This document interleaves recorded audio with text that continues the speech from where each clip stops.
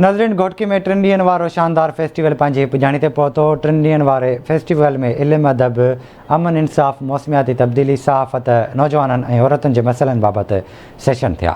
Report करे रहियो आहे मुश्ताक शाही लगारी। घोटकी में 3 ॾींहनि वारो शानदार फेस्टिवल जूं रंग बिरंगी तकरीबूं पंहिंजी पुॼाणी ते पहुतियूं। 3 ॾींहनि वारे हिन फेस्टिवल में इल्मु, अदब, अमन, इंसाफ़, मौसमियाती तब्दीली, सहाफ़त, नौजवाननि ऐं औरतुनि जे मसइलनि बाबति सेशन थिया। फेस्टिवल जे ॿिए ॾियारे ते औरतुनि जे हवाले सां सेशन दौरान ॻाल्हाईंदे डॉक्टर आयशा हसन धारेजो, अमारा पारसदायो, सोरठ सिंधु, डॉक्टर अरीबा जलबानी, सायरा सोलंकी ऐं ॿियनि ॻाल्हाईंदे चयो त ये प्रोग्राम्स या फिर स्कूल्स जी तरह उन्हनि वञणु खपनि, जेके भी या फिर ॻोठनि में उन्हनि खे ये प्रोग्राम करणु खपनि, एतिरियूं गैदरिंग्स थियणु खपे, उन्हनि खे इंक्लूड कयो। असां सोशल मीडिया ते यूज़ कयूं पिया, पर का बि छोकिरी जेका आहे उहा पंहिंजी पिक्चर नथी ईअं खुलेआम पोस्ट करे सघे, छो की हिनखे डप आहे आउट थी वेंदी। मुंहिंजे ख़्याल में असांजी मर्दनि खे एजुकेट करण जी ज़रूरत आहे।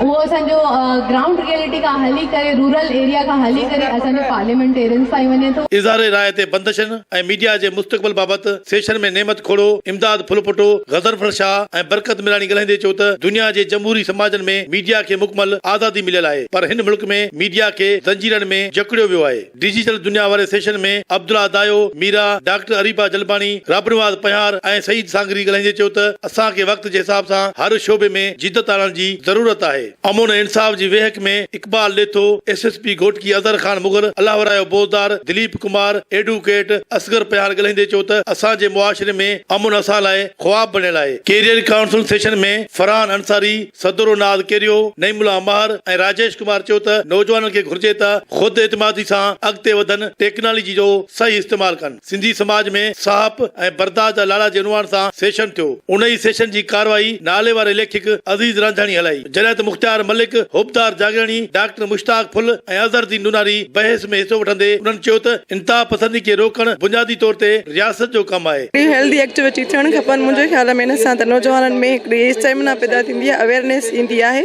ऐं हीउ जेको फेस्टिवल आहे सिर्फ़ु इहो एंटरटेनमेंट न आहे, हिन में सियासी, समाजी, मुआशी, अदब जे हिसाब सां वुमेन इशूज़ ते सेशन थी रहिया आहिनि। सेशन हो इज़हार राय जे आज़ादी ते बंदिशूं ऐं मीडिया जो मुस्तक़बिल, त उन में मूं इहो ॻाल्हायो त भई हिकिड़ियूं त पाबंदियूं आहिनि कानूननि जे सूरत में, ॿियूं वरी जेके आहिनि उहे अण ऐलाना पाबंदियूं आहिनि, टियूं वरी उहे आहिनि जेकी ख़ुदि साख्ता असां अख़्तियार करे रखियूं आहिनि, ख़ौफ़ जे करे असां ख़ुदि साख्ता अख़्तियार करे रखियूं आहिनि। अवेयरनेस पैदा थिए थी असांजे नौजवाननि में। इंशाअल्लाह असां पाण इन माना स्टडी जे लिहाज़ सां तव्हांखे ख़बर आहे त कच्चे वारे इलाइक़ा जिन किथे बि हुजे असां पाण ई शइ कयूं था, अवेयरनेस पैदा करण जी कोशिशि कयूं पिया।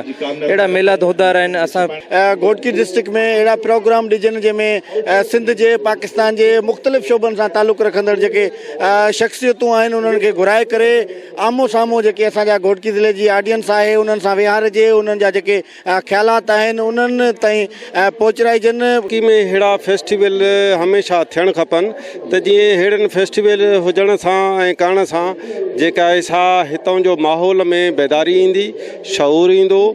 जेका माण्हू आया आहिनि, जेके औरतूं आयूं आहिनि, जेके ॿारड़ा आया आहिनि, उन्हनि हिकिड़ो मैसेज जेको आहे उहो कलेक्ट कयो आहे हिन फेस्टिवल जे थ्रू, त हिन धरतीअ जी असां ख़िदमत कंदासीं, हिन असां ख़िते जी ख़िदमत कंदासीं ऐं तालीम जी वाधारे जे लाइ ऐं सिहत जी बहितरी जे लाइ पंहिंजो किरदारु अदा कंदासीं। जीअं नौजवाननि में ॼाण मिली, तफ़री मिली, असांखे इहो ई मक़सदु हुयो त नौजवाननि ताईं असां अॼु जे नौजवान खे ॼाण ॾेई सघूं।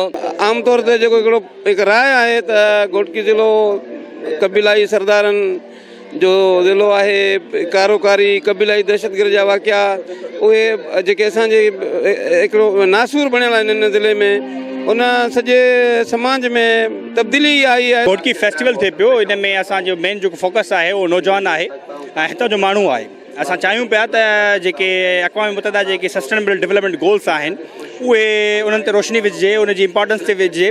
फेस्टिवल जे आख़िरी ॾींहं ते अचो त यादि कयूं जे सिरे सां नाले वारे शाइर अज़हर गिलानी, नाले वारे रागी इलाही बख़्श लगारी, नामियारे तारीख़दान ऐं मुहक़िक़ दादा सिंधी ऐं इनकलाबी अॻवान कामरेड मांदल शहर जी शख़्सियत ते रोशनी विधी वई। हुकूमत खे घुर्जे त सेहतमंद सरगर्मियुनि खे हथी ॾिनी वञे। कैमरामैन फरीद मलिक सां गॾु मुश्ताक शाही लगारी, आवाज़ TV न्यूज़, घोटकी।